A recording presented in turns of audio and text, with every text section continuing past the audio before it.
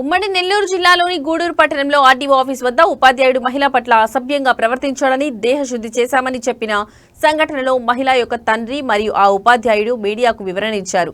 మహిళా తండ్రి దేవేల రామిరెడ్డి అనే వ్యక్తి మాట్లాడుతూ గూడూరు ఆర్డీఓ ఆఫీస్కు భూ వివాదం సంబంధించి ఆర్డీఓకి వినతి పత్రం ఇచ్చేందుకు వచ్చానన్నారు. అదే సమయంలో అక్కడ వేరే పని మీద ఆర్డీఓకి అర్జీ ఇవ్వడానికి టీచర్ అయినటువంటి గంపల శ్రీనివాసులు కూడా అక్కడే ఉన్నారని తెలిపారు.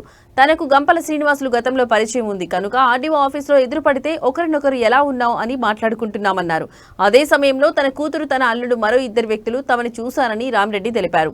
తనకు టీచర్ సహాయం చేస్తున్నట్టు, తన ఆస్తి విషయంలో అతను తలదూరుస్తున్నట్టు వాళ్ళు అనుకుని అపోహపడి తన కూతురు తిరువూరు సుమన మరియు అల్లుడు తిరువూరు సాయి మనోహర్ రెడ్డి మరో ఇద్దరు వ్యక్తులు గిద్దలూరు వంశీరెడ్డి వారి సతీమణి ఈ నలుగురు కలిసి అసభ్య పదజాలం వాడుతూ తన కూతుర్ని ఉపాధ్యాయుడు ఏదో అసభ్యంగా మాట్లాడినట్టు కల్పించి దారుణంగా టీచర్ని కొట్టారు అని మహిళా తండ్రి తెలిపాడు. తనను పలకరించడమే అతనికి శాపమైందని వాపోయాడు. ఉపాధ్యాయుడిని సంఘటనపై వివరణ కోరగా, నేను 10 మందికి చదువు చెప్పేవాడిని, మహిళల పట్ల అసభ్యంగా ప్రవర్తించేవాడిని కాదు. రామ్రెడ్డి అనే ఆయన నన్ను పలకరిస్తే పలకరించి మాట్లాడుతున్నాను. అంతలోపలే నన్ను అనవసరంగా కొట్టడమే కాకుండా పోలీస్ స్టేషన్లో కంప్లైంట్ ఇచ్చి నా క్యారెక్టర్ని బ్యాడ్ చేసి మీడియాకు తప్పుడు సమాచారం ఇచ్చారని ఆవేదన వ్యక్తం చేశారు.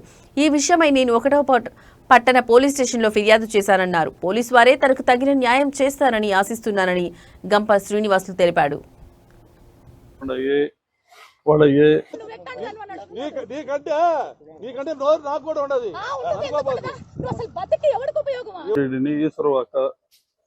నాకు నా కూతురు వాళ్ళకి ఆస్తి తగాదాలు ఉన్నాయి. దాన్ని ఆడకొచ్చి ఆర్డీఓ ఆఫీస్ కాడికి నేను వచ్చాను నా కాగితాలు తీసుకొని. ఆడికి వచ్చిన పాట ఆయన కలిసినాడు. ఆడికి వచ్చామంటే మేము కలిసినాము, ఎట్టు వచ్చినానని చెప్పాను. ఆయన కాగితాలు ఆయన ఇచ్చుకున్నాడు. ఆయన కాగితాలు అంటే వస్తా ఇద్దరం కలిసి వచ్చాము బయట. నేను బైక్ తీసుకునేటప్పుడు నా కూతురు వాళ్ళు బయట ఉన్నారు. వాళ్ళు ఈయన ఏదో సపోర్ట్ చేస్తున్నాడని అహోపడి అతని మీద దాడి చేశారు వాళ్ళు. అంతేగాని ఆయన ఏం దూటిచ్చింది లేదు, ఏమీ లేదు. ఈయన వాళ్ళు ప్రతి ఒక్కరిని అట్టే బెదిరిస్తున్నారు, ఇబ్బందులు పెట్టేస్తున్నారు. నా కుటుంబ తగువులతో ఇతను పక్కన ఉన్నాడు అని చెప్పి అహూపడి ఆయన ఏమీ అనలేదు. అతని మీద టీచర్ మీద వాళ్ళు నిందలేసి దాడి చేశారు. నుంచి మాకు భూమి తగరాదులు అవి ఉన్నాయి. మేము చిట్టమూరు స్టేషన్లో కూడా వాళ్ళ మీద మేము కేసులు పెట్టి 3 ఎఫ్ఐఆర్లు కట్టి ఉన్నాయి వాళ్ళవి. మాకు భూమి తగరాదులు అదే విధంతోనే వాళ్ళు ఆ అహోపుతో ఈయనేదో నాకు సహాయం చేసినాడని టీచర్ మీద వాళ్ళు ఆయన ఏమో చెప్పినట్టు ఆయన ఏమీ చెప్పింది లేదు. నేనేం తెలివి తక్కువని కాదు.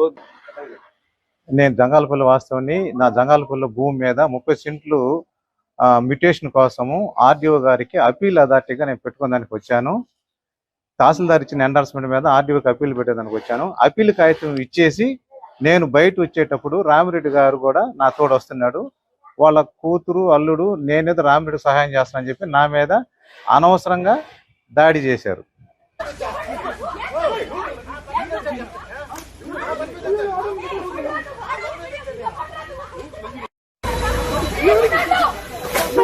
దాడి చేసి నేను అసభ్య పదజాలంతో లేడీస్ వేధిస్తున్నానని చెప్పేసి అసత్యమైన ఆరోపణలు చేసి నా మీద నింద మోపినారు. నేను దీనికి పోలీస్ స్టేషన్ పోయి నాకు జరిగిన అన్యాయాన్ని నేను పోలీస్ స్టేషన్లో కంప్లైంట్ ఇచ్చాను. దీని మీద పోలీసులను సార్లను చర్య తీసుకోవాల్సిందిగా కోరుతున్నాను. అంతేగాని వాళ్ళ ల్యాండ్కి నాకు ఎలాంటి సంబంధం లేదు.